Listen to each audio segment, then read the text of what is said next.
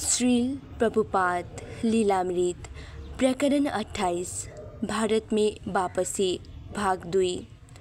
प्रभुपाद की गाड़ी काल का मेल दिल्ली स्टेशन पर पहुंची। प्रभुपाद और उनके 2 शिष्यों के पास आरक्षित सीटों के नंबरों के साथ टिकट थे, लेकिन कोच का नंबर नहीं था। इसलिए प्रभुपाद सामान के साथ इंतजार करते रहे, जबकि अच्युतानंद और रामानुज गाड़ी के एक सिरे से दूसरे सिरे तक अपनी कोच की तलाश में दौड़ते रहे। अपनी सीटें पा लेने और गाड़ी में सवार होने के बाद अच्युतानंद ने स्वामी जी का बिस्तर खोलकर उसे ऊपर के बर्थ पर फैला दिया। प्रभुपाद छोटी सीढ़ी से ऊपर चढ़ गए, अपनी रुई भरी रजाई पर आराम से बैठ गए और उन्होंने अपने संस्कृत के श्रीमद् भागवतम को खोल लिया। अच्युतानंद और रामानुज अपनी सीटों पर बैठ गए। कलकत्ता पहुंचने में लगभग 24 घंटे लगने थे। यात्रा के अंत में कुछ शिक्षित बंगाली सज्जन प्रभुपाद से दार्शनिक वार्ता करने लगे। हम किसी मूर्ति की पूजा नहीं करते, एक ने ऊंचे गंभीर स्वर में धार प्रवाह अंग्रेजी बोलते हुए संग्रह कहा। हमारे पास एक संगमरमर का ओमकार है जिसकी हम पूजा करते हैं और हम बैठते हैं और उसकी प्रार्थना करते हैं। वो भी एक मूर्ति है, प्रभुपाद ने कहा। वो उनकी दार्शनिक मान्यता पर कोई सीधा आक्रमण करना नहीं चाहते थे। हम कर्मयोग का अभ्यास करते हैं। प्रभुपाद की पूर्व उक्ति पर ध्यान न देकर वो सज्जन कहते गए, क्योंकि कर्मयोग में आप अपनी स्थिति में बने रह सकते हैं, किंतु कर्मयोग आत्मा का पूरा समर्पण नहीं है। प्रभुपाद ने कहा, भक्ति के स्तर पर आना जरूरी है। ओह नहीं, उस सज्जन ने प्रतिवाद किया, भावुकता बहुत हानिकार है। कर्मयोग, श्री प्रभुपाद भड़क उठे। कर्मयोग मूर्खा के लिए है। मौन छा गया। एक दूसरा व्यक्ति जो बंगाली सज्जनों के साथ नहीं था लेकिन उनकी बगल में बैठा था बोल उठा, स्पष्टतः स्वामी जी विद्वान पुरुष है, आपको उनके साथ इस तरह वाद विवाद नहीं करना चाहिए। जिस बंगाली पर प्रभुपाद बिगड़ गए थे वो उठा, दूसरी सीट पर चला गया। बाद में वो फिर वापस आ गया। क्या मैंने आपको अपमान किया है? प्रभुपाद ने उसे पूछा। नहीं नहीं नहीं, उसने उत्तर दिया, लेकिन गीता उपदेश के विषय में मैंने किसी को ऐसा कहते नहीं सुना। बंगाली यात्री तब अच्युतानंद से बात करने लगे। अपना अपना सिगरेट जलाकर वो उनके सामने स्वतंत्रता पूर्वक पीने लगे। यद्यपि प्रभुपाद के सामने ऐसा करने का साहस उन्हें नहीं हुआ था। एक साधु के सामने धूम्रपान उचित नहीं था। प्रभुपाद के उदाहरणों में से एक को उद्धृत करते हुए अच्युतानंद ने उन्हें बताया कि सिर्फ बंगाली लोग बहुत दुखी थे कि बंगाली से पूर्वी पाकिस्तान अलग हो गया है, लेकिन कृष्ण भावनामृत लोगों को अंतर्राष्ट्रीय विश्वजनीय चेतना के स्तर पर पहुंचा सकता है। तब इस तरह का कोई विभाजन नहीं होगा। बंगालियों ने अच्युतानंद की टिप्पणी की सराहना की, यद्यपि वो सिगरेट का धुआं उसके मुंह पर फेंकते रहे, जबकि गाड़ी कलकत्ता की अंतिम दूरी तय करने के लिए खटखटाती हुई भाग रही थी। हावड़ा स्टेशन पर प्रभुपाद का स्वागत अधिकतर उनकी बहिनी के परिवार के लोगों और गोस्वामी मठ के भक्तों ने किया। लगभग 50 लोग उपस्थित थे। उन्होंने स्वामी जी को फूल मालाएं पहनाई और चंदन का तिलक लगाया और उनको और उनके शिष्यों को ले जाकर एक कार में बैठाया। अच्युतानंद और रामानुज ने देखा कि यद्यपि स्वामी जी की बहन स्वामी जी से कद में छोटी और गोलू मटोली थी, लेकिन उनका चेहरा प्रभुपाद से बिल्कुल मिलता जुलता था। उनका नाम भवतारिणी था, लेकिन प्रभुपाद ने शिष्य से उन्हें पिसीमा आइटम कहने को लगा। जब प्रभुपाद सड़कों में से होकर जा रहे थे तो उन्होंने सिंह वाहिनी 10 बाहु दुर्गा की कई मूर्तियां देखी। कलकत्ता में मांस पर यत्र चलने वाला बंगाल का सबसे बड़ा धार्मिक समारोह काली पूजा का पर्व देवी काली के सम्मान में मनाया जा रहा था। शहर भर में बैंड बाजों और रेडियो संगीत की धूम थी। बितान तने थे जिनके नीचे बने मंचों को रंग बिरंगे प्रकाश से अलंकृत किया गया था। जब प्रभुपाद दक्षिण कलकत्ता में अपनी बहन पिसीमा के घर पहुंचे तो उन्होंने संबंधियों ने उन्हें बैठाया। उनके सम्मान में उनकी आरती उतारी और परंपरा अनुसार उन्हें सुगंध प्रज्वलित दीप और फूल अर्पण किए। उन्होंने उनके चरण भी प्रचालित किए। प्रभुपाद संबंधियों से भरे कमरे में मुस्कुराते हुए बैठे रहे। संबंधियों को गर्व था कि प्रभुपाद भगवान कृष्ण की ओर से अमेरिका की यात्रा करके लौटे थे। जब प्रभुपाद के परिवार के सदस्य हरे कृष्णा कीर्तन कर रहे थे तब कमरे के बाहर बैठी घर की महिलाएं ऊंची तीखी हुकारी भरी आवाज में गाने लगी। अच्युतानंद और मानो चौंक उठे। पीसी माँ ने प्रभुपाद की वापसी के उपलक्ष्य में एक बड़े भोज की तैयारी की थी। अधिकतर व्यंजन सरसों के तेल में तैयार किए गए थे। प्रभुपाद ने प्रसाद ग्रहण करके बहन को संतोष दिया। यद्यपि उनकी तबीयत अच्छी नहीं थी और ट्रेन की यात्रा से वो थक गए थे। समारोह के तुरंत बाद प्रभुपाद और उनकी शिष्य सोने चले गए। उनका स्वास्थ्य फिर डगमगाने लगा, इस बार उनकी बहन के भारी खाने से, और उन्हें अपने हृदय पर तनाव मालूम हुआ। उन्होंने आयुर्वेदिक डॉक्टर को बुलवाया, जिसने अच्युतानंद को बताया कि हल्की मालिश कैसे की जाती है, जिससे रक्त के प्रभाव में सहायता मिले, और उसने प्रभुपाद को मिठाई खाने पर रोक लगा दी। जब प्रभुपाद अच्छे होने लगे तो नियमित रूप से शाम को अपने कमरे में प्रवचन करने लगे। यद्यपि वो अंग्रेजी में बोलते थे अपने शिष्यों के लिए, तब भी कमरा उनके मित्र और संबंधियों से शीघ्र ही पूरी तरह भर जाता था। काली पूजा के कारण आमतौर पर बाहर से शोरगुल आता। पीसी माँ के घर के पास एक विशाल तंबू लगा था, जो संध्याकालीन जमघटों का केंद्र था। उसमें एक दुकान मिठाइयों की थी। वहाँ आतिशबाजी भी होती थी और लाउड स्पीकर पर जूली एजेंडू के साउंड ऑफ म्यूजिक फिल्म के गाने बड़े जोर से बजाए जाते थे। एक संध्या को जब प्रभुपाद बोल रहे थे कि मेरी योग्यता केवल ये है कि अपने गुरु महाराज में मेरा अटल विश्वास है, तभी दरवाजे के ठीक बाहर एक बड़ा पटाखा फूटा। श्रोता सहनशीलता के साथ मुस्कुराने लगे। हाँ, प्रभुपाद ने कहा। उन्होंने विस्फोट को अपने शब्दों की पुष्टि के रूप में लिया। ये शानदार है। एक रात को प्रभुपाद ने समझाया कि भगवत गीता के अनुसार देवों के उपासक कम बुद्धि वाले होते हैं। उन्होंने कहा कि लोग काली की पूजा सांसारिक फलों के लिए करते हैं, लेकिन चूंकि सभी सांसारिक पदार्थ अस्थायी है, इसलिए इसी पूजा कृष्ण की पूजा से हीन है। काली अपने उपासक को जन्म मरण से मुक्ति नहीं दिला सकती। कौन अधिक अच्छा है? अच्युतानंद ने पूछा। ईसाइयों और यहूदियों की पूजा, जो अधिकतर निराकार है, या काली के उपवासों द्वारा देवों की पूजा?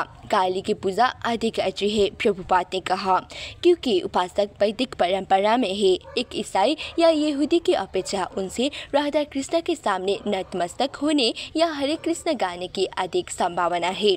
भविष्य में उनके कृष्ण भक्त होने की संभावना की जा सकती है, यदि वो अपने सांसारिक आसक्ति का त्याग कर दे। प्रभुपाद अपने गुरु भाइयों और उनके शिष्यों को हमेशा आमंत्रित करते थे कि वो अमेरिका जाकर उनका साथ दे। कभी कभी वो ऐसा इसलिए करते प्रतीत होते कि प्रभुपाद चाहते थे कि उनके गुरु भाई कम से कम प्रचार करने के बारे में सोचे। तो ये सही भक्ति सिद्धांत सरस्वती ने एक बार सबको फटकाई बताई थी कि उनका गौड़ीय मठ आश्रम एक साजे के भोजनालय के अतिरिक्त और कुछ नहीं था। सदस्य हर रोज बाहर जाते थे और शिक्षा इकट्ठे करते थे, जिससे वो शाम को एक साथ भोजन कर सके। उनके पास प्रचार के लिए कोई गतिशील दूरदृष्टि न थी, इसलिए प्रभुपाद उन्हें प्राय आमंत्रित करते रहते थे। तुम लोगों को अमेरिका जाना चाहिए, मेरे साथ आओ। प्रभुपाद का ये नारा उन्हें आंदोलित करता रहता। यद्यपि वो सचमुच जा नहीं सकते थे। भक्ति सारंग गोस्वामी के आश्रम में जाने पर प्रभुपाद ने देखा कि श्रोताओं में अधिकतर वृद्ध विधवाएं थी, लेकिन उनका प्रवचन यथापूर्व रहा। एक दिन प्रभुपाद के गुरु भाई हरिदास स्वामी आए। वो गोलमटोल थे और ऊंची आवाज में बहुत तेजी से बोलते थे। अमेरिका से आपके वापसी पर आपस में मिलकर बहुत प्रसन्नता है, बहुत बढ़िया। कृष्ण स्वयं परामर्श है। सभी हेतुओं के हेतु मैं चाहता हूँ कि आप मेरे मंदिर में आए। जब हरिदास महाराज एक अलग कमरे में गए तो प्रभुपाद अच्युतानंद की ओर मुड़े और कहने लगे, वो चाहते हैं कि हम उनके मंदिर में जाए, लेकिन वहां जाने के लिए मुझे एक रिक्शे से जाना पड़ेगा, तब एक ट्राम कार से, फिर ट्रेन से और उसके बाद फिर दूसरे रिक्शे से। प्रभुपाद के दुर्बल स्वास्थ्य से अवगत अच्युतानंद नकारात्मक ढंग से सिर हिलाने लगा। जब हरिदास महाराज कमरे में वापस आए तो अच्युतानंद बोला कि स्वामी जी उनके मठ को नहीं जा सकते थे। तुम कौन है? हरिदास महाराज ने गुस्से में कहा, तुम केवल एक ब्रह्मचारी हो, तुम्हें जीवन का खतरा उठाना चाहिए। अच्युतानंद ने कहा, मैं अपने जीवन का खतरा ले सकता हूँ, किंतु अपने गुरु महाराज के जीवन को खतरे में नहीं डाल सकता। हरिदास महाराज अपमानित अनुभव करते हुए चले गए। चिंता मत करो, प्रभुपाद बोले, वो बहुत बातूनी है। प्रभुपाद अपने गुरु भाई बीपी के महाराज से मिलने गए, जिन्होंने 1959 में उन्हें संन्यास की दीक्षा दी थी। प्रभुपाद फर्श पर बैठे और अपने गुरु भाई से बंगाली में बात करते रहे। केशव महाराज बहुत वृद्ध थे और देखने में अपने मृत्यु शैया पर पड़े लगते थे। प्रभुपाद ने केशव महाराज को अच्युतानंद से भजन सुनाया। केशव महाराज ने प्रभुपाद से प्रार्थना की कि वो नवद्वीप में उनके देवानंद मठ में जाए। श्री प्रभुपाद एक स्थायी अधिवासी के रूप में संयुक्त राज्य वापस जाना चाहते थे, लेकिन उनके अमेरिका के शिष्य संयुक्त राज्य के आप्रवासी विभाग से अनुमति प्राप्त करने में असमर्थ रहे थे। बोस्टन के भक्त ने हार्वर्ड के कुछ भारतीय विद्या के आचार्यों से संपर्क किया था, लेकिन प्रभुपाद के महत्व के संबंध में उनके हस्ताक्षर से कोई वक्तव्य वो प्राप्त नहीं कर सके थे। इस्कॉन के सभी केंद्रों ने ऐसी भक्तिवेदांत स्वामी को आमंत्रित करते हुए औपचारिक पत्र लिखे थे और उनकी प्रतियां संयुक्त राज्य आप्रवासी विभाग को पेश की थी, लेकिन जब तक कि भक्तों की ओर से कोई और अधिक प्रभावोत्पादक प्रमाण नहीं प्रस्तुत किया जाता, जिसे कोई सरकारी सूतिया या किसी विश्वविद्यालय के किसी प्रभाव में नियुक्त, तब तक प्रभुपाद संयुक्त राज्य के अधिवासी नहीं बन सकते थे। मैं मॉन्ट्रियल जाने को बहुत उत्सुक हूँ, इसलिए तुम भरसक प्रयत्न करो कि श्रीमद् भागवतम और श्रीमद् भागवत गीता के अधिकृत वैष्णव अनुष्ठाता होने के आधार पर मुझे आप्रवासन वीजा प्राप्त हो जाए। स्थायी आप्रवासन के लिए अनिश्चित काल तक प्रतीक्षा करने के स्थान पर प्रभुपाद ने पर्यटक वीजा के लिए आवेदन करने का निर्णय लिया। वो अच्युतानंद के साथ हाईग्रेड रोड स्थित संयुक्त राज्य के वाणिज्य दूतावास में गए। वहाँ वो कलकत्ता के मध्य एक लघु अमेरिकी क्षेत्र में प्रविष्ट हुए, जहां हर चीज चमक दमक वाली, नवीन और कार्यक्षम थी। वातानुकूल यंत्र, स्टील लेन, स्टील वाटर कूलर, विद्युत चालित सुरक्षा दरवाजे, नौसैनिक और अमेरिकन ध्वज। वाणिज्य दूतावास के सचिव के सामने बैठे हुए प्रभुपाद ने अपने आप को छोटा और विनीत अनुभव किया। मैं अमेरिका में अपने शिष्यों से मिलने के लिए वीजा चाहता हूँ, उन्होंने नरमी से कहा। क्या आपके पास कोई पत्र है? सचिव ने पूछा। अच्युतानंद ने मंदिरों से प्राप्त पत्र दिखलाए। सचिव ने उन पर दृष्टिपात किया और तुरंत प्रभुपाद को 4 महीने के लिए वीजा दिया। वाणिज्य दूतावास से जाते हुए प्रभुपाद ने कहा, इस समय मुझे कुछ भी मिल जाए, बाद में ये बढ़ सकता है। 19 अक्टूबर को प्रभुपाद ने अपने आसान वापसी के बारे में हाईग्रीव को लिखा। मैं संयुक्त राज्य अमेरिका लौटने के लिए तैयारी कर रहा हूँ और परसों मैंने पर्यटक वीजा प्राप्त कर लिया है। नवद्वीप से लौटते ही शायद मैं यथासंभव तुरंत अमेरिका आऊँगा। और 22 अक्टूबर को उन्होंने उमापति को लिखा, तुम्हें ये जानकर प्रसन्नता होगी कि तुम्हारे देश आने के लिए मैं पर्यटक वीजा प्राप्त कर चुका हूँ और अपने पर्यटक एजेंट से कह चुका हूँ कि शीघ्र से शीघ्र किसी तिथि को मेरी सीट आरक्षित करा दे। मेरा विचार है कि मैं नवंबर के मध्य तक तुम्हारे बीच पहुँच जाऊँगा। 24 अक्टूबर के प्रभुपाद ने अच्युतानंद और रामानुज के साथ नवद्वीप की यात्रा की। यद्यपि स्थानीय गाड़ी ने 4 घंटे लिए, लेकिन यात्रा में बंगाल के हरे भरे ग्रामीण क्षेत्रों की नैसर्गिक सुंदरता उद्घाटित होकर सामने आई और इस सुखद यात्रा से प्रभुपाद का स्वास्थ्य सुधरता मालूम हुआ। नवद्वीप पहुँचने तक अच्युतानंद और रामानुज को भी कलकत्ता के कठिन जीवन से राहत मालूम होने लगी। कई सप्ताहों के बाद पहली बार पसीने की बूंदों से भीगे बिना वो अपनी आंखें खोल सकते थे। नवद्वीप रेलवे स्टेशन पर केशव महाराज के देवानंद गौड़ीय मठ के एक बड़े कीर्तन दल के ब्रह्मचारियों ने प्रभुपाद का स्वागत किया। ब्रह्मचारी बहुत ही साफ सुथरे थे। सबकी केसरिया वेशभूषा बिल्कुल एक रंग में रंगी थी। हर एक के मस्तक पर लगा वैष्णव तिलक बहुत साफ और स्पष्ट था। उनके सिर सफाई से घुटे थे। उनकी शिखाएं नियमानुकूल थी। उन्होंने प्रभुपाद और उनके शिष्यों को कलम से मिलते जुलते पुष्पों से निर्मित सुगंधित मालाएं अर्पित की और सब आराधना की मुद्रा में श्री प्रभुपाद के चारों ओर खड़े हो गए। श्रीधर महाराज के भी कुछ शिष्य वहां उपस्थित थे। वो रिक्शाओं में उन तीनों को अपने गुरु आश्रम ले जाने चाहते थे। यद्यपि दोनों समुदाय में प्रभुपाद को ले जाने के लिए मौन प्रतिस्पर्धा थी, पर प्रभुपाद श्रीधर महाराज के आश्रम में जाने को पहले ही अपने स्वीकृति दे चुके थे। उन्होंने देवानंद आश्रम के सदस्य से वादा किया कि बाद में वो उनके यहाँ जाएंगे। स्टेशन से निकलते ही रिक्शा ऐसी सड़क पर चलने लगी जिसके दोनों और स्थानीय वनस्पतियों की हरियाली आच्छादित थी। केले के बीच लंबे लंबे बांस और तरह तरह के प्रफुल्लित पुष्प।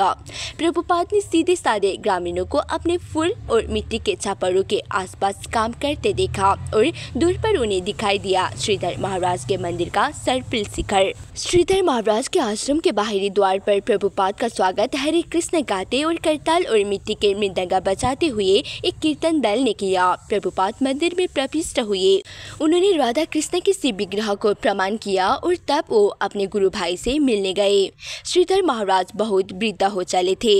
उन्हें कम दिखाई देने लगा था और अंगों के जोड़ गठियारों से कड़े हो गए थे। वो प्राय अपने कमरे में ही रहते थे या कभी कभी अपने बरमादे में। वो बहुत धीरे धीरे गर्जर गति से चलते थे।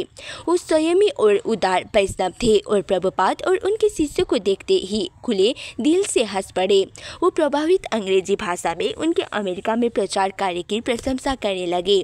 वो बार बार प्रभुपाद के वाक्यांश कृष्ण भावनामृत का उपयोग कर रहे थे। उन्होंने कहा कि स्वामी जी का कार्य भगवान चैतन्य की इस भविष्यवाणी की पूर्ति था कि एक दिन कृष्ण भावनामृत का प्रसार सारे विश्व में हो जाएगा। बिना किसी शिष्य की झलक के वो हंसते रहे, मुस्कुराते रहे और कृष्ण भावनामृत आंदोलन की प्रशंसा करते रहे। तो आप कृष्ण भावनामृत वाक्यांश को पसंद करते हैं? प्रभुपाद मुस्कुराए। हाँ, श्रीधर महाराज ने उत्तर दिया और स्वामी महाराज के शिष्यों को भी। वो अच्युतानंद और रामानुज की ओर मुड़े। बहुत थोड़े प्रयास से तुम्हारा प्रचार दूर दूर तक पहुँचेगा। लड़के आश्चर्यचकित थे। ये एक ऐसी चीज थी जिसके बारे में उन्हें अमेरिका लिखना होगा। वो इस वनस्थली के स्वर्ग में वयोवृद्ध श्रीधर महाराज के साथ एक मंदिर की छत पर बैठे थे जब भगवान चैतन्य के नाम में किए गए स्वामी जी के कार्य को सबसे महान बताकर उसकी प्रशंसा कर रहे थे। और स्वामी जी आराम से बैठे मुस्कुरा रहे थे और विनम्र भाव से उत्तर दे रहे थे। लड़कों के लिए उनकी यात्रा का ये चरम बिंदु था। प्रिय सच्चरूप, मेरा आशीष, मुझे हार्वर्ड विश्वविद्यालय का आमंत्रण पीटीओत मिल गया है। ज्ञात हुआ है कि वो मेरा कार्यक्रम 20 नवंबर को 6 और 10 बजे के बीच रात में रख रहे हैं। पर्यटक वीजा के बल पर मैं तुरंत प्रस्थान कर सकता हूँ, लेकिन मैं मुकुंद के मेरे लिए स्थायी वीजा पाने के प्रयत्न के बारे में उसके पत्र की प्रतीक्षा कर रहा हूँ। कल हम सभी लोग नवद्वीप आए। ये स्थान मेरे एक गुरु भाई द्वारा स्थापित एक दूसरा प्रतिष्ठित स्थान है। ये बहुत बढ़िया और विस्तृत स्थान है और मेरे गुरु भाई B.R. श्रीधर महाराज ने हम लोगों के रहने के लिए एक पूरा बढ़िया मकान दे दिया है।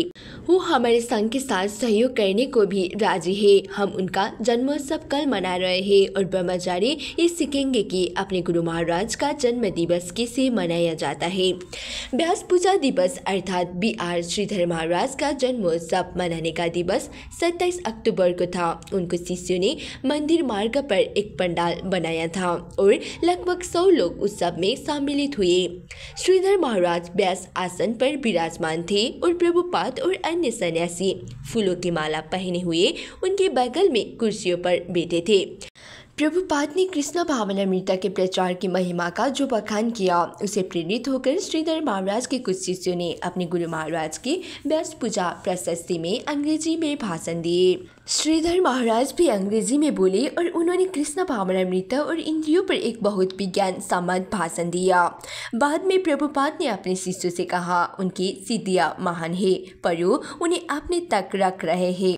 हर दिन प्रातःकाल सूर्योदय से पूर्व श्रीधर महाराज गांवों में कीर्तन करने के लिए ब्रह्मचारी का एक दल भेजते थे। प्रभुपाद के अनुरोध पर अच्युतानंद और रामानुज उनके साथ जाने लगे। वो सूर्योदय के पहले जाते और सूर्यास्त तक लौटते थे। यद्यपि प्रभुपाद और श्रीधर महाराज सामान्यतया मंदिर में ही रहते थे। एक दिन वो एक रिक्शा में बैठकर नवद्वीप की सड़कों में कीर्तन दल के साथ निकल पड़े।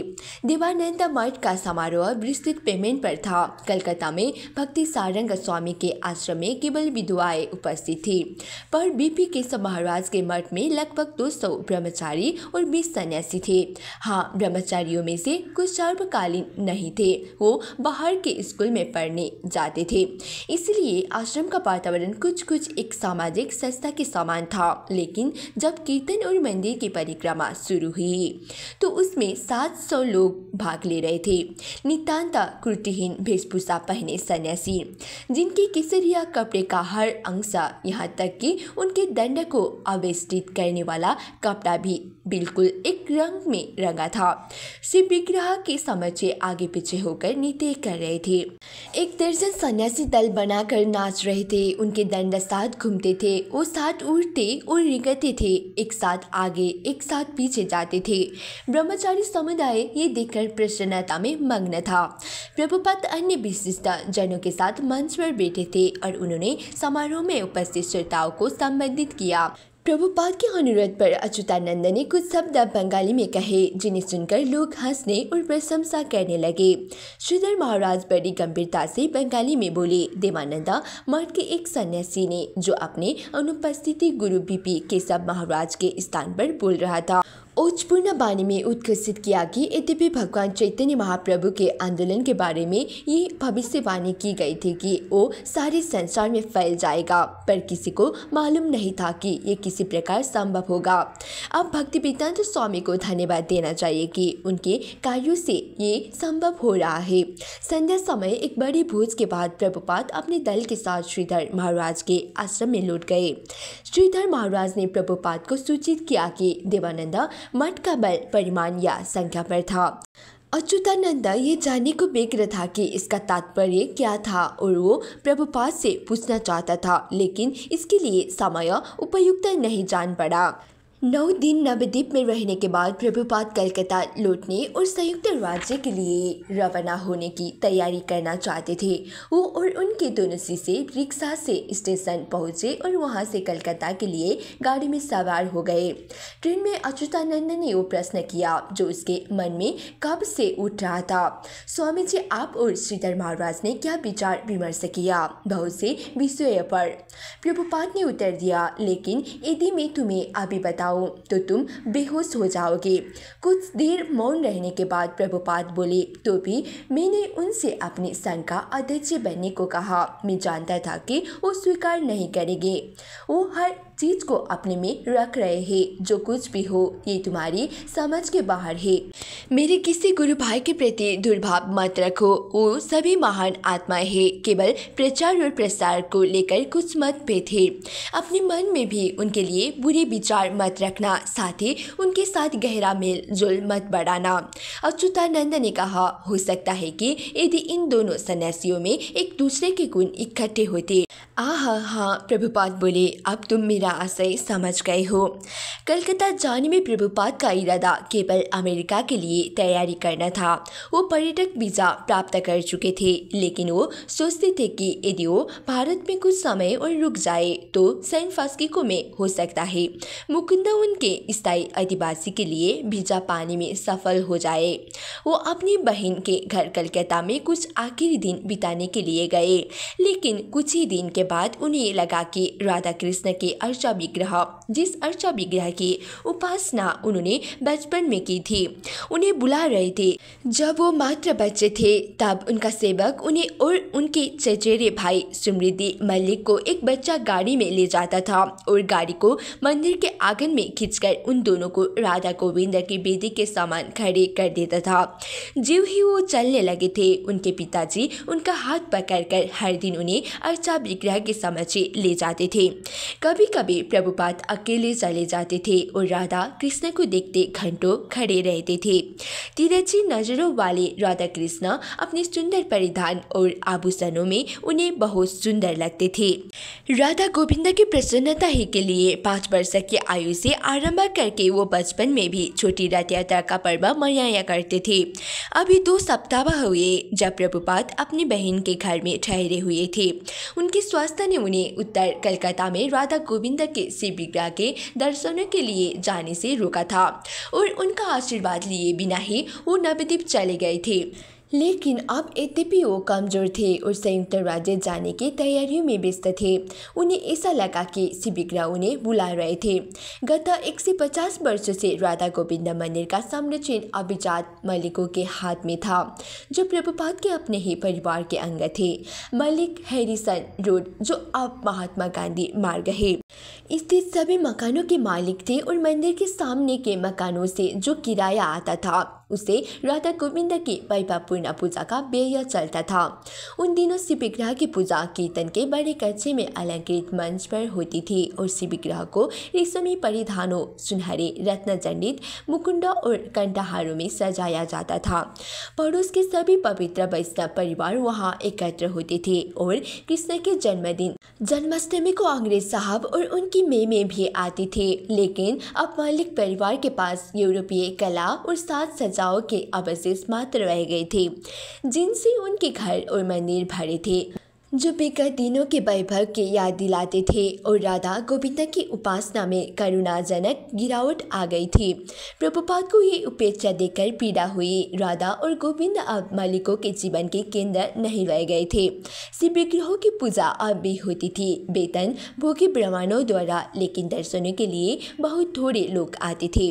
अब मुख्य आकर्षण बिंदु देवी काली की सुनहरी मूर्ति था, जो कीर्तन कक्ष में बड़े मंच पर स्थापित थी। राधा और गोविंद जो पीढ़ियों से मलिक परिवार में थे, अब मलिक आंगन में ऊपर के एक छोटे से कमरे में हटा दिए गए थे। उनके परिधान में कोई सुंदरता नहीं रह गई थी। उनके मूल्यवान मुकुट और आभूषण गायब हो गए थे और अब पहले की तरह कीर्तन नहीं होते थे। प्रातःकाल एक वेतन भोगी ब्राह्मण आता था। वो अनेक चमकदार अंगों पर चंदन का लेप लगाता था, जो कुछ सादा परिधान शेष रह गए थे। उनसे उन्हें सावधानीपूर्वक विधिपूत करता था और उनके गले में चमेली की मालाएं पहनाता था। एक दो विधवाएं बैठी इन मौन कार्यकलापों को देखती रहती थी। कृष्ण भावनामृत भारत में उपेक्षा के कारण मर रहा था। कम से कम कलकत्ता में तो मर ही रहा था और भारत के बहुत से स्थानों में वृंदावन तक में निराकार उपासना का दर्शन जोर पर था और विशाल प्राचीन मंदिर कबूतरों, बंदरों और कुत्तों के आवास बन रहे थे। यद्यपि ये बहुत खेदजनक था, पर इससे प्रभुपाद के इस विश्वास को केवल बल मिल रहा था कि पश्चिम की उर्वर भूमि में उनके वापस जाने की जरूरत थी।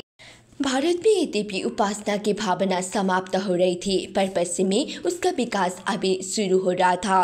न्यूयॉर्क, सैन फ्रांसिस्को, मॉन्ट्रियल और बोस्टन में यद्यपि शुद्ध कृष्ण भावनामृत भारत में मर रहा था, तो उसे उर्वर पश्चिम में स्थानांतरित क्यों नहीं करना चाहिए। वहाँ ये खूब फूलेगा फलेगा, ये संसार भर में फैलेगा, यहाँ तक कि भारत में भी फिर से वापस आएगा।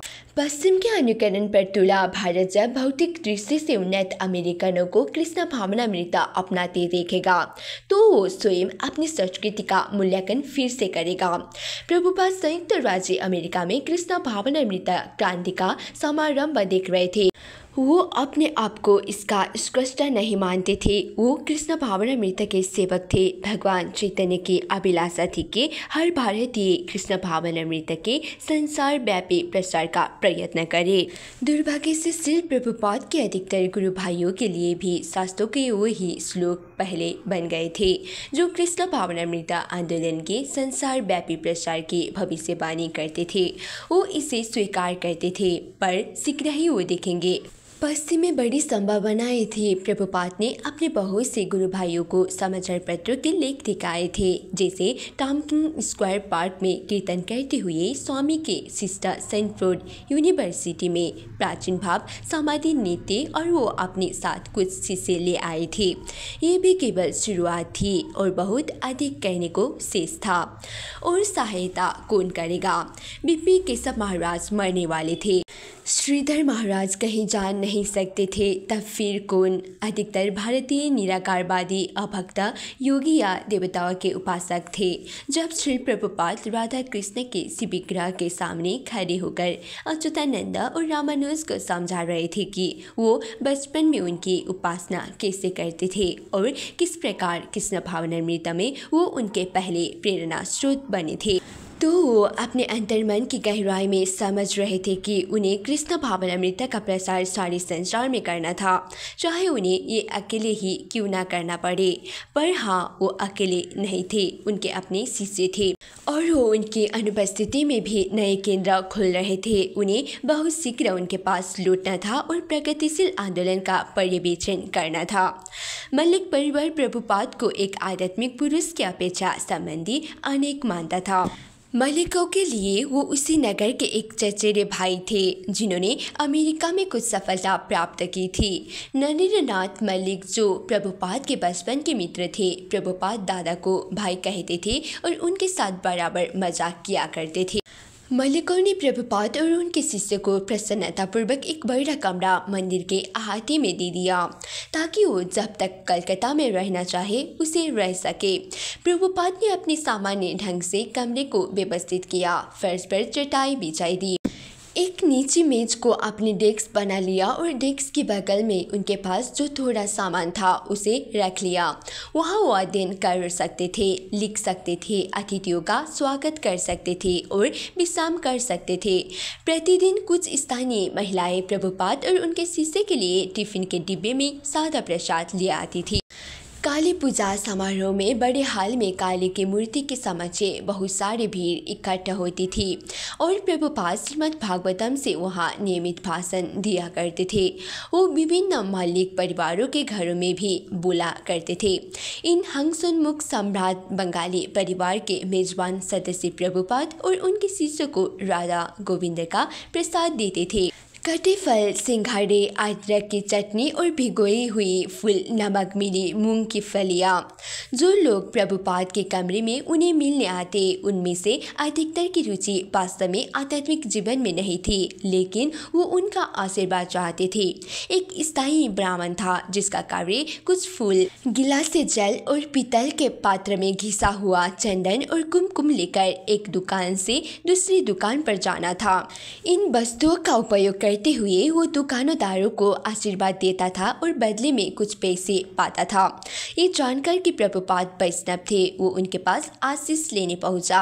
उस ब्राह्मण के माथे पर वैष्णव तिलक 2 सीधी रेखाएं और शैव तिलक 3 समतल रेखाएं दोनों थे। उसके चले जाने के बाद अच्युतानंद ने पूछा, स्वामी जी वो कौन था? वो किराए का ब्राह्मण है। प्रभुपाद ने कहा, जब वो वैष्णव के पास जाता है तो उन्हें आशीर्वाद देता है और जब वो शैव के पास जाता है तो पैसे पाता है, उसे जीविका कमानी है। एक अन्य पुरुष ये दावा करता आया कि वो प्रभुपाद के शिष्यों को हिंदी पढ़ाएगा। उसने प्रभुपाद से कहा कि वो अमेरिका जाने में उसकी सहायता करे, लेकिन प्रभुपाद ने उसे कहा, आप संन्यास ले ले, तब मैं आपको अमेरिका ले जाऊंगा। 2 भेंट के बाद उस आदमी ने आना बंद कर दिया। एक दिन मलिकों का एक संबंधी जो कद में छोटा, गजा और चमकीली आंखों वाला था, हाथ में इंटरेस्टिंग स्टडीज मनोरंजक अध्ययन नामक पुस्तक लेकर आया। उसने दार्शनिक प्रश्न पूछना आरंभ किए जो कर्म, ज्ञान और भक्ति के बारे में साधारण जिज्ञासाएं थी, लेकिन प्रभुपाद को बीच में टोककर वो स्वयं उनका उत्तर देने लगता था। अंत में जब उसने एक और प्रश्न पूछा तो प्रभुपाद ने उत्तर दिया, तो आपका उत्तर क्या है? उस व्यक्ति ने एक आम जवाब दिया, लेकिन बाद में जब प्रभुपाद ने समझाना आरंभ किया कि भगवान कृष्ण भगवद गीता के प्रवक्ता परम ईश्वर है, तो उसने बीच में टोका, आप ईश्वर को कृष्ण कह सकते हैं, शिव कह सकते हैं? नहीं, प्रभुपाद बोले, कृष्ण परम ईश्वर है, अन्य देवता है। वो आदमी थोड़ा घबराया गया और उसने एक जनप्रिय बंगाली निराकारवादी का नाम लिया जिसका उपदेश था कि सभी देव और उपासना की सभी बिंदियाँ समान है। वो नया विद्वान है। प्रभुपाद ने कहा, गीता का उपदेश ये नहीं है, ये दूसरा उपदेश क्या है? वो सब हमारा भ्रम है। अगर आप इसी तरह बात करते रहेंगे, उस आदमी ने क्रोध से कहा, तो मुझे यहाँ से चले जाना पड़ेगा। कृपा करके परमहंस जी की आलोचना मत कीजिए। कीजिए। क्यों नहीं, प्रभुपाद ने कहा। ये व्यक्ति मनगढ़ंत बातें बनाने वाला है। वो व्यक्ति उठा और ये कहता चला गया, आप कृष्ण को नहीं जानते। प्रभुपाद अच्युतानंद और रामानुज की ओर मुड़े और मुस्कुराए। हर बार जब कृष्ण का नाम आता है तो लोग कहते हैं केवल कृष्ण ही क्यों, लेकिन यही बात कृष्ण कहते हैं, मत्तः परतरम नान्यथा, मुझसे बढ़कर सत्य कोई नहीं है। इन बदमाश निराकारवादियों ने बंगाल को चौपट कर दिया है। एक दिन एक व्यक्ति ने प्रभुपाद को अनुदान के रूप में 200 रुपया दिए। प्रभुपाद ने पुजारी से राधा गोविंद के पहनावा का एक पुराना जोड़ा तुरंत मंगाया। उस पहनावा को उन्होंने मंदिर की कुछ वृद्ध महिलाओं को दिया और उन्हें 200 रुपया भी दिए और उनसे कहा कि वो राधा गोविंद के लिए जरी के काम का पहनावा तैयार करे। राधा गोविंद हमारी देखभाल करते हैं, उन्होंने कहा, इसलिए हम उनका भी ध्यान रखें। रामानुज की दाढ़ी विशाल थी। वो एक आम हिप्पी की तरह दिखाई देता था और वो जहाँ भी जाता था उसे श्री प्रभुपाद के विषय में भ्रांति होती थी। प्रभुपाद ने अच्युतानंद से कहा, अपने मित्र से दाढ़ी मुड़ाने के लिए कहो। अच्युतानंद ने रामानुज से बात की, लेकिन वो रामानुज दाढ़ी मुड़ाने को तैयार नहीं हुआ। प्रभुपाद चाहते थे कि रामानुज इसके लिए अपने आप राजी हो जाए, इसलिए उन्होंने इस विषय में फिर नहीं कहा। लेकिन अब अमेरिका से बैक्टुगार्हिर की नई प्रति प्राप्त हुई तो उनके मन में एक नए विचार का उदय हुआ। पत्रिका में 2 चित्र थे जिनमें हरिदास ठाकुर एक वेश्या का मत परिवर्तन करते दिखाए गए थे। मत परिवर्तन के बाद वेश्या अपने सिर के बाल मुड़वा रही थी। चित्र को रामानुज को दिखाते हुए प्रभुपाद ने पूछा, इस चित्र और उस चित्र में क्या अंतर है? मैं नहीं जानता, स्वामी जी, रामानुज ने जवाब दिया। नहीं, प्रभुपाद ने चित्र की ओर संकेत करते हुए कहा, इस चित्र में और दूसरे चित्र में क्या अंतर है?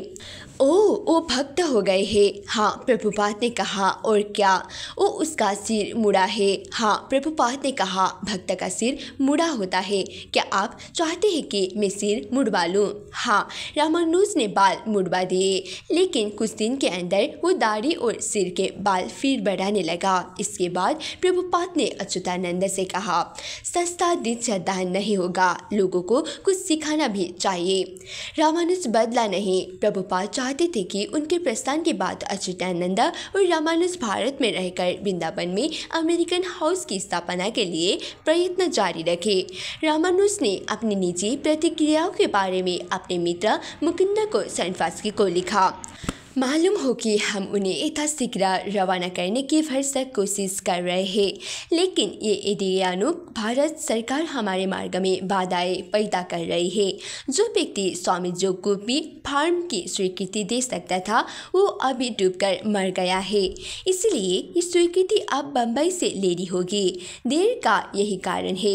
यहाँ कलकत्ता में हमें तरह तरह के लोगों को संबोधित करने में बड़ा मजा आ रहा है। स्वामी जी अच्युतानंद और मुझसे छोटा भाषण कराते हैं। मैं इसे अधिक कुशल होता जा रहा हूँ।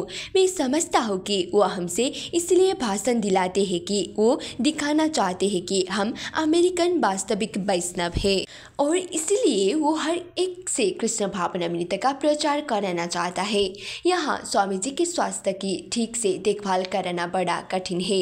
एक कारण तो ये कि भारत से मिष्ठान परोसना एक बड़ी चीज़ माना जाता है और उसे इनकार करना शिष्टाचार के विरुद्ध है।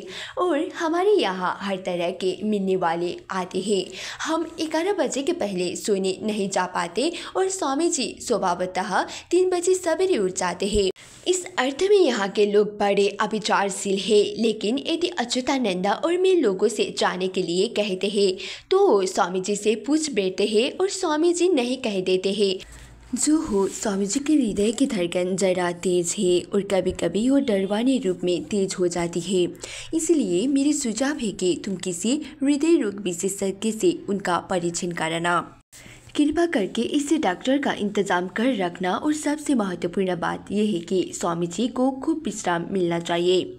मिलने वालों पर तुम बहुत अधिक अंकुश मत लगाना, क्योंकि अगर मिलने वाले अच्छे हुए तो स्वामी जी को उनसे मिलना अच्छा लगता है।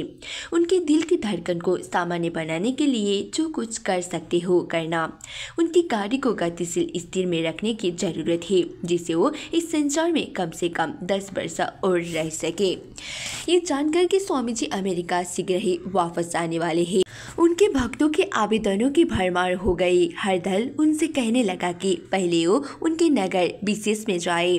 4 नंबर को प्रभुपाद ने मुकुंद को लिखा, क्योंकि तुम कहते हो कि मेरी अनुपस्थिति थी तुम लोगों को अब पहले से भी अधिक खलने लगी है, इसीलिए मुझे भी लगता है कि बिना देर किए मैं यहाँ से प्रस्थान कर दूं। मुकुंद की पत्नी जानकी को भी उन्होंने लिखा, हर मिनट मुझे तुम्हारी याद आती रहती है, और क्योंकि तुमने कहा था कि भारत से वापसी पर मैं सैन फ्रांसिस्को को आऊँ, इसलिए मैं अपने वादे को पूरा करने की कोशिश कर रहा हूँ। मैं सीधे सैन फ्रांसिस्को को आने की सोच रहा हूँ। मुकुंद और जानकी को लिखे गए पत्र के अंत में अच्युतानंद ने स्वामी के स्वास्थ्य के विषय में विवरण जोड़ दिया। स्वामी जी स्वस्थ लगते हैं और वो नियमित रूप से रहते और कार्य करते रहे, लेकिन उनकी नाड़ी आमतौर से बहुत तेज चलती रही। गत रात ये 95 थी। उनके लिए ये भी असाधारण रूप से तेज कही जाएगी, क्योंकि इसकी आम गति 83 और 86 के बीच होती है। प्रभुपाद ने निश्चित किया कि वो और अधिक इस संयोग की प्रतीक्षा नहीं करेगी कि मुकुंदा उनके लिए स्थायी अधिवासी प्राप्त करे। मैं तुम्हारे देश में वापस जाना चाहता हूँ, जहाँ अच्छी हवा और अच्छा पानी है। उन्होंने एक दिन अच्युतानंद से कहा, हर दिन हमें पत्र मिल रहे कि भक्तजन मुझे वहाँ चाहते हैं।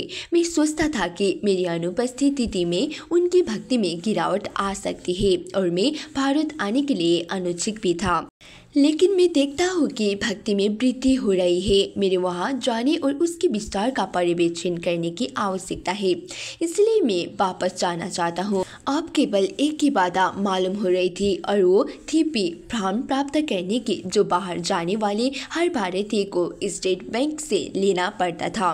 मैं अमेरिका के लिए प्रस्थान करने को बिल्कुल तैयार हूँ, लेकिन जैसा कि तुम जानते हो हमारे कार्य कुशल सरकार कार्य करने में बहुत धीमी है। पी फॉर्म को दाखिल किए लगभग 1 महीना हो गया है, किंतु ये अब भी लाल फीता शाही के चमक के पड़ा है। मुझे वीजा आधे घंटे में मिल गया था। यात्रा धन 2 दिन के अंदर जमा कर दिया गया था, किंतु दुर्भाग्यवश रिजर्व बैंक ऑफ इंडिया अनावश्यक विलंब कर रहा है। मैं किसी भी क्षण पी फॉर्म पाने की आशा करता हूँ, और जो है वो मिलेगा मैं तुम्हारे देश के लिए प्रस्थान कर दूंगा, केवल ये निश्चित करने के लिए कि प्रभुपाद सबसे पहले सैन फ्रांसिस्को को जाएंगे। मुकुंद ने कलकत्ता एक तार भेजा। स्वामी जी परमानंद और मैं सहमत थे कि आप तुरंत प्रस्थान करें। पहुंचने की निश्चित तिथि सूचित करें। मुकुंद प्रभुपाद ने टोक्यो के मार्ग से जाने की योजना बनाई थी। वहां एक दिन रुकने का उनका विचार था, इस बात की टूह लेने के लिए कि वहां एक केंद्र खोलने की संभावना है या नहीं।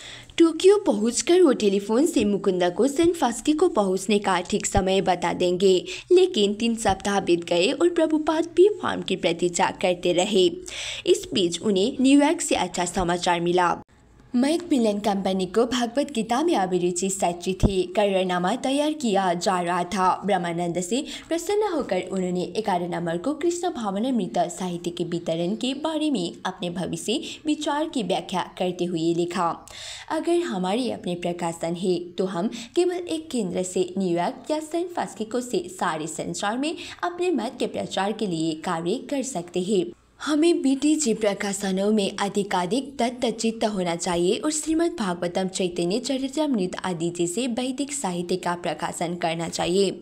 जब प्रभुपाद का मन अमेरिका में उनकी प्रतीक्षा कर रहे हैं प्रचार कार्य की ओर अधिकाधिक जाने लगा, तो वो इसका लेखा जोखा करने में लगे कि उन्होंने अभी तक क्या किया था, आगे क्या करेंगे और उसे किस विधि से करेंगे। मैं श्रीमान आल्टमैन से सहमत नहीं हूँ कि हमारा फैलाव बहुत विरल ढंग से हो रहा है। मेरे विचार से केवल एक निष्ठावान व्यक्ति एक केंद्र चला सकता है। आप जानते हैं कि 26 सेकेंड एवेन्यू का केंद्र मैंने अकेले शुरू किया था। मैंने $200 प्रति मास के किराए का खतरा मोल लिया था।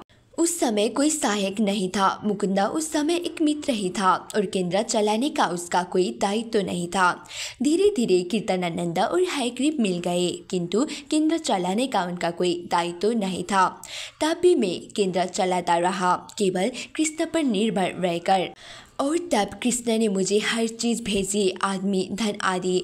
इसकी तरह यदि एक निष्ठावान व्यक्ति मिल जाता है और संसार के किसी भी भाग में केंद्र खुलता है तो कृष्ण हर तरह से उनकी सहायता करेंगे। कृष्ण से शक्ति प्राप्त किए बिना कोई कृष्ण भावनामृत का प्रचार नहीं कर सकता। इन मामलों में शैक्षिक योग्यता या आर्थिक शक्ति से सहायता नहीं होती, वरन उद्देश्य की सच्चाई से हमेशा सहायता मिलती है।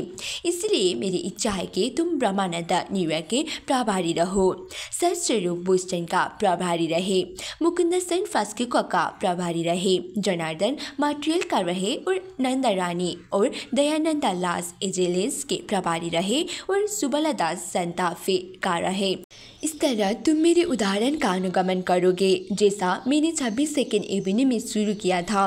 अर्थात तब प्रचार करना, भोजन बनाना, लिखना, वार्ता करना, कीर्तन करना, ये सभी एक व्यक्ति का कार्य था। मैं कभी श्रोताओं के बारे में नहीं सोचता था। मैं कीर्तन करने के लिए तैयार रहता, चाहे सुनने वाला एक भी व्यक्ति ना हो। कीर्तन का सिद्धांत भगवान की महिमा का गान है, न कि भीड़ इकट्ठा करना। यदि कृष्ण सुनकर प्रसन्न होते हैं तो निष्ठावान भक्तों को ऐसे स्थान पर इकट्ठा कर देंगे। इसलिए मेरा उपदेश ग्रहण करो कि हजारों केंद्र खुल सकते हैं यदि हम हर केंद्र के लिए एक निष्ठावान व्यक्ति पाले। केंद्र आरंभ करने के लिए अधिक व्यक्तियों की जरूरत नहीं है। यदि एक भी निष्ठावान व्यक्ति है तो केंद्र शुरू करने के लिए काफ़ी है। 12 नवंबर को प्रभुपाद ने कृष्णा देवी को लिखा, मैं सैन फ्रांसिस्को शीघ्र आ रहा हूँ। निश्चित तिथि में तुम्हें अगले सप्ताह में बताऊंगा। मैं तुमसे मिलने जल्द ही आ रहा हूँ, तब हर चीज़ समायोजित हो जाएगी। आशा है तुम ठीक हो। और अच्युतानंद से स्वामी जी के स्वास्थ्य के विषय में टिप्पणियाँ बराबर प्राप्त होती रही। वहाँ के भक्तों से कहे कि स्वामी जी की पूरी देखभाल करें। उनको अधिक कार्य करने से रोकना बहुत मुश्किल कार्य है, लेकिन भक्तों को कड़ाई बरतनी चाहिए। उन्हें अब भी प्रतिदिन दवा लेनी पड़ती है और मालिश करानी पड़ती है। 20 नवंबर को प्रभुपाद ने जल जहाज द्वारा श्रीमद् भागवतम के प्रथम 3 स्कंद की 800 से अधिक प्रतिज्ञा न्यूयॉर्क भेजी और अगले दिन उन्हें अंत में भी फार्म मिल गया। उन्होंने तुरंत पैन अमेरिकन एयरलाइंस से अपनी यात्रा का आरक्षण कर लिया और मुकुंदा को तार भेजकर सूचित किया कि वो सैन फ्रांसिस्को 24 नवंबर को 12:45 अपराह पहुंचेंगे। किंतु उनके प्रस्थान में फिर विलंब हुआ। इस बार कलकत्ता में साम्यवादी दल की हड़ताल के कारण सब कारोबार बंद हो गया। कारोबार से रिक्शाओं और गाड़ियों का चलना ठप हो गया। दंगे शुरू हो गए, हत्याएं और मारकाट होने लगी। इस बीच प्रभुपाद राधा गोविंद मंदिर में रुके रहे। तुम लोगों के देश में मेरा आना निश्चित हो गया है, लेकिन कलकत्ता में छोटे मोटे उत्पादों के कारण मैं रवाना नहीं हो पा रहा हूँ। मेरे सैन फ्रांसिस्को के मित्र बहुत चिंताग्रस्त होंगे, क्योंकि मैंने उन्हें 2 तार भेजे हैं। एक के द्वार उन्हें अपने पहुँचने की सूचना देते हुए और दूसरे के द्वार उसे रद्द करते हुए। आगे की व्यवस्था अनिश्चित है। 2 सप्ताह बीत गए। अपने कमरे में राजनीतिक हड़ताल के सप्ताह होने की प्रतीक्षा करते हुए प्रभुपाद को उमापति का एक पत्र मिला। उमापति उन भक्तों में से एक था जिसे न्यूयॉर्क में सितंबर 1966 के पहले दीक्षा संस्कार के अवसर पर प्रभुपाद ने दीक्षा किया था। उमापति ने कृष्ण भावनामृत का अभ्यास 6 महीने तक छोड़ रखा था, किंतु अब उसने ये बताने के लिए पत्र लिखा था कि वो कृष्ण भावनामृत संघ में फिर लौट आया था। प्रभुपाद ने उत्तर दिया, ये मेरा कर्तव्य है कि तुम्हें सही चीज सच्चाई से दूं और पाने वाले का ये कर्तव्य है कि वो आदर्श आध्यात्मिक विधानों के अनुसार कार्य करे। जब तुमने हमें छोड़ा तो मैंने कृष्ण से तुम्हारी कृष्ण भावनामृत में वापसी के लिए केवल प्रार्थना की, क्योंकि वो मेरा कर्तव्य था। कोई अच्छा व्यक्ति जो मेरे पास एक बार आध्यात्मिक प्रकाश के लिए आता है तो ये मुझ पर निर्भर माना जाता है कि मैं उसे कृष्ण तक पहुँचाऊँ। शिष्य माया के वशीभूत होकर अपने सच्चे आध्यात्मिक गुरु पर संदेह कर सकता है, लेकिन एक सच्चा गुरु किसी को एक बार शिष्य बना लेने पर उसे जाने नहीं देता। जब एक शिष्य अपने आध्यात्मिक गुरु पर संदेह कर बैठते हैं तो गुरु को खेद होता है कि वो माया से अपने शिष्य की रक्षा नहीं कर सका और कभी कभी वो आंखों में आंसू भरकर रुदन करने लगता है। जब हमारे गुरु महाराज जीवित थे हमें एक अनुभव हुआ था। उनके शिष्यों में से एक को जिसने संन्यास ग्रहण कर लिया था, एक दिन उसकी पत्नी बलात् खींच ले गई। मेरे गुरु महाराज आंखों में आंसू भरकर रोने लगे कि अपने शिष्य की आत्मा को नहीं बचा सके। इसलिए हमें माया के प्रभाव से हमेशा बचना चाहिए और इस बचाव के लिए एक ही गारंटी है कि हम निरापद भाव से हरे कृष्ण का जप करें।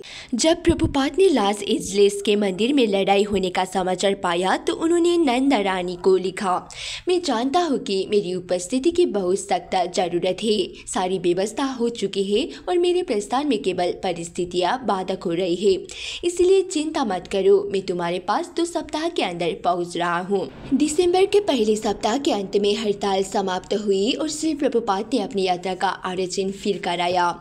तुम्हें जानकर प्रसन्नता होगी कि मैंने टोक्यो और सैन फ्रांसिस्को के रास्ते से न्यूयॉर्क जाने का टिकट खरीद लिया है। मैं कल सवेरे 9:30 बजे प्रस्थान कर रहा हूँ। मैं बैंकॉक और हांगकांग होते हुए शाम को टोक्यो पहुँच जाऊँगा। टोक्यो में मैं 24 घंटे आराम करूँगा और 14 दिसंबर की रात में सैन फ्रांसिस्को के लिए रवाना होऊंगा। स्थानीय समय के अनुसार मैं PAA 846 से उसी दिन 14 दिसंबर को 12:45 अपराह सैन फ्रांसिस्को पहुंच जाऊंगा। इसलिए आशय का एक तार में कल भेज चुका हूं और आशा है कि कार्यक्रम अनुसार मैं सकुशल पहुंच जाऊंगा। मुझे जानकर प्रसन्नता है कि सत्यव्रत और तुम भगवान चैतन्य के उपदेशों को प्रकाशित कराने की कोशिश कर रहे हो। तुम नहीं जानते कि ये समाचार सुनकर मैं कितना प्रसन्न हूँ। जब एक पुस्तक प्रकाशित होती है तो मुझे लगता है कि मैंने साम्राज्य जीत लिया है। इसीलिए जितनी पुस्तकें प्रकाशित कर सकते हो करो, उससे हमारे संघ की प्रतिष्ठा और सुंदरता में वृद्धि होगी। निराकारवादियों के पास कहने के लिए कोई ठोस चीज नहीं है, लेकिन चूंकि उनके पास धन है और उन्होंने इतना सारा रद्दी साहित्य छाप रखा है, इसलिए उन्होंने सस्ती लोकप्रियता प्राप्त कर ली है। तुम कल्पना कर सकते हो कि हमारा संघ कितना शक्तिशाली हो जाएगा जब हम भी उतना अधिक साहित्य प्रकाशित कर लेंगे। हमें अंग्रेजी में ही साहित्य प्रकाशित नहीं करना है, वरन जर्मन, फ्रेंच जैसी अन्य महत्वपूर्ण भाषाओं में भी करना है। जब अंत में प्रभुपाद के प्रस्थान का दिन आ गया तो उन्होंने अच्युतानंद और रामानुज को आखिरी आदेश दिए, बस भगवान कृष्ण से प्रार्थना करो कि मैं अमेरिका जा सकूं। उन्होंने अच्युतानंद से कहा, मैं ये कैसे कर सकता हूँ? अच्युतानंद ने उत्तर दिया, आप मुझे छोड़ रहे हैं। नहीं, श्री प्रभुपाद ने कहा, हम हमेशा एक रहेंगे यदि तुम मेरे उपदेशों का याद रखोगे। यदि तुम प्रचार करोगे तो तुम शक्तिशाली बनोगे और ये सभी उपदेश उचित परिप्रेक्ष्य में होंगे। जब हम प्रचार बंद कर देते हैं तो हर वस्तु गतिहीन बन जाती है और हम जीवन से हाथ धो बैठते हैं। यहाँ भारत में भी लोग सोचते हैं कि वो हर चीज़ जानते हैं, पर ये उनकी भूल है। कृष्ण चर्चा का अंत नहीं है, ईश्वर असीम है, इसलिए कोई नहीं कह सकता मैं ईश्वर के बारे में हर चीज़ जानता हूँ। जो कहते हैं कि वो ईश्वर के बारे में हर चीज़ जानते हैं, वो कुछ नहीं जानते। इसलिए हर एक तुम्हारी सराहना करेगा, डरो नहीं। अच्युतानंद, जब मैं स्वामी जी को हवाई अड्डे पर प्रणाम करने को और विदा करके अपने कमरे में लौटा तो मुझे सब कुछ सुना मालूम हुआ। मुझे बहुत अकेलापन और दुर्लभता अनुभव हुई। मैं श्री राधा गोविंद के सामने कमरे में गया और अपनी माला जपता हुआ आगे पीछे घूमने लगा। मैं क्या प्रचार करूँगा? मेरे पैर के नीचे से काले सफ़ेद संगमरमर का फर्श खिसक गया। मेरे पैर दरारों पर जा पड़े, फिर दीवारों के बीच हो गए और फिर बार बार सफ़ेद काले संगमरमर पर मैं चलता रहा। तब मुझे अनुभव हुआ कि मैं राधा कृष्ण को नहीं देख रहा था, इसलिए मैं उनके सामने बैठ गया और राधा गोविंद के चमकदार से विग्रह को देखता रहा और मेरे नेत्र आंसुओं से भर गए। टोक्यो में रुकने का अधिकतर समय प्रभुपाद ने होटल जाने, कमरा तय करने, स्नान करने, विश्राम करने और खाने पीने में बिताया। दूसरे दिन सैन फ्रांसिस्को की उड़ान पकड़ने के लिए वो हवाई अड्डे गए, पर इस बीच उन्होंने सरकार के एक सचिव से बात की और बताया कि कृष्ण भावनामृत एक विजनीय दर्शन है। उससे मनुष्य के मूल एवं शाश्वत चेतना का पुनर्जागरण होता है और उन्होंने मानव समाज के लिए कृष्ण भावनामृत की निर्णायक आवश्यकता को स्पष्ट किया। लेकिन सचिव ने कहा कि उसे विश्वास था कि जापान की सरकार किसी धार्मिक आंदोलन को कोई सहायता नहीं दे सकेगी। प्रभुपाद को चीज हुई, ये शिक्षित व्यक्ति इतना अनजान था कि वो कृष्ण भावनामृत को एक अन्य सांप्रदायिक धर्म समझ रहा था। प्रभुपाद चाहते थे कि बुद्धिमान लोग कृष्ण भावनामृत को समझने की कोशिश करें और जाने की गीता वास्तविक ज्ञान है, दिव्य ज्ञान है जो इंद्रिय और मन के तुच्छ ज्ञान से परे है। लेकिन प्रभुपाद को विमान पकड़ना था, जापान को प्रतीक्षा करनी पड़ेगी। यात्रियों और विमान कर्मचारी दल के लिए प्रभुपाद केसरिया पहने हुए एक वयोवृद्ध भारतीय थे। परिचारिकाओं को पहले मालूम नहीं था कि वो अंग्रेजी बोलते थे या नहीं, लेकिन जब उन्होंने फल मांगे तब परिचारिकाएं जान गए कि वो अंग्रेजी बोल सकते थे और वो उदार मन यात्री थे। वो शांत थे, चश्मा लगाए वो घंटे भारतीय धर्मशास्त्र की कोई प्राचीन पुस्तक पढ़ते रहे या कपड़े की थैली में माला के मनकों पर अंगुलियां फेरते हुए ओठ हिलाकर जप करते रहे या कभी कभी आंखें बंद करके कंबल से अपने आप को कर आराम करते रहे। कोई नहीं जानता था, न किसी को ये जानने की चिंता थी कि वो क्या कर रहे थे। कोई भी नहीं जानता था कि सैन फ्रांसिस्को में चिंतित युवक उनकी प्रतीक्षा कर रहे थे या न्यूयॉर्क में मैकमिलन कंपनी उनकी भागवत गीता का अंग्रेजी अनुवाद प्रकाशित करना चाहती थी या उन्होंने 2 देशों में आध्यात्मिक केंद्र स्थापित कर रखे थे और उनकी योजना सारे संसार में इसे केंद्र खोलने की थी। प्रभुपाद धैर्यपूर्वक बैठे रहे, वो अधिकतर जप में लीन थे। उनका हाथ माला की थैली में था, वो कृष्ण पर निर्भर थे। समय निकलता जा रहा था। 10 घंटे की उड़ान के बाद वायुयान सैन फ्रांसिस्को में उतरा। सैकड़ों अन्य यात्रियों के साथ पंक्ति में खड़ी होकर प्रभुपाद निकास द्वार की ओर बढ़े। टर्मिनल भवन पहुंचने के पहले ही उन्होंने देखा कि लंबे संलग्न सुरंग के दूसरे सिरे पर गोविंद दासी और अन्य शीशे की दीवार की उस ओर से मुस्कुरा रहे थे और हाथ हिलाकर उनका स्वागत कर रहे थे। जब वो टर्मिनल भवन में प्रविष्ट हुए और शीशे की दीवार के निकट पहुंचे तो उनके शिष्य घुटने जमीन पर टेककर उन्हें दंडवत प्रणाम करने लगे। जब उन्होंने सिर उठाया तो प्रभुपाद मुस्कुराने लगे। वो गलियारे में आगे बढ़ते रहे, शिष्य भी उनके साथ आगे बढ़ते रहे। केवल शीशे की दीवार उनके बीच में थी। वो शीशे की दृष्टि से ओझल हो गए जब उन्हें सीढ़ी से आप्रवास और तटकर से निबटते जाना पड़ा। सीढ़ियों के नीचे की जगह पर भी शीशे लगे थे और प्रभुपाद देख सकते थे कि 50 से अधिक शीशे और मित्र उत्सुकतापूर्वक उनकी प्रतीक्षा कर रहे थे। जब शिष्य ने उन्हें फिर देखा तो वो एक साथ हरे कृष्णा चिल्ला उठे। स्वामी जी उन लोगों को आश्चर्यजनक लगे। भारत में 6 महीने बिताने से उनका रंग कुछ भूरा हो गया था। वो अधिक युवा और स्फूर्तिमय लगते थे। वो मुस्कुरा रहे और उन्होंने गर्वपूर्वक अपने हाथ ऊपर उठाए। भक्ता प्रसन्नता के मारे रो रहे थे। जब प्रभुपाद तटकर जांच के काउंटर पर खड़े थे तो उन्हें भक्तों का कीर्तन सुनाई दे रहा था। शीशे की दीवार के कारण आवाज कुछ मंद हो गई थी। तटकर अधिकारियों ने कीर्तन की ओर ध्यान नहीं दिया। यद्यपि केसरिया पहने यात्री और प्रसन्नता से भर उन्हें कीर्तनों के बीच संबंध देख पाना कुछ कठिन नहीं था। श्री प्रभुपाद पंक्ति में खड़े रहे। वो कभी कभी कीर्तन कर रहे अपने शिष्य की ओर देख लेते थे, क्योंकि वो 800 पुस्तकें और वाद्य यंत्रों से भरी कई पेटियां पहले ही भेज चुके थे। इसीलिए निरीक्षक के मेज पर रखने के लिए उनके पास केवल एक सूटकेस था। विधिपूर्वक निरीक्षक ने हर वस्तु को देखा। लड़कियों के लिए सूती साड़ियाँ, जगन्नाथ आश्रा विग्रह के लिए रेशमी मालाएं, करताल, केसरिया धोतिया और कुर्ते, नारियल घुसने की जाली और आयुर्वेदिक दवाओं की छोटी शीशियाँ। ये क्या है? इंस्पेक्टर ने पूछा। छोटी शिष्या अजीब दिख रही थी और उसने एक दूसरे इंस्पेक्टर को बुलाया। देर होने लगी। स्वामी जी किसी से चुपता हो गए। क्षुद्र मनोवृत्ति वाले तटकर निरीक्षकों की इस जांच पड़ताल से जो स्वामी जी की हर चीज को इतनी बारीकी से देख रहे थे, कसकर बंद की गई शीशियों को खोलकर सूंघ रहे थे और उनमें बंद दवाओं की जांच कर रहे थे। निरीक्षक संतुष्ट प्रतीत हुए। प्रभुपाद ने अपना सूटकेस बंद करने की कोशिश की, लेकिन वो जीभ खींच नहीं पा रहे थे। फिर देर होने लगी। भक्तजन जो अब भी उत्सुकता से कीर्तन में लगे थे, देख रहे थे कि स्वामी जी अपने पीछे खड़े सज्जन की सहायता से जीभ को खींचकर सूटकेस बंद करने में सफल हुए। स्वामी जी शीशे के दरवाजे की ओर बढ़े। भक्त पागलों की तरह कीर्तन करने लगे। जब वो दरवाजे से निकल रहे थे, तब एक भक्त ने शंख बजाया, जिसकी प्रतिध्वनि सारे हॉल में गूंजने लगी।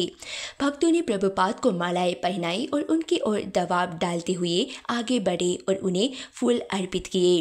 वो अपने बीच इस तरह दाखिल हुए जैसे एक प्यारा बाप अपने प्यारे बच्चे के बीच पहुंचकर उनके आलिंगन का आदान प्रदान करता है।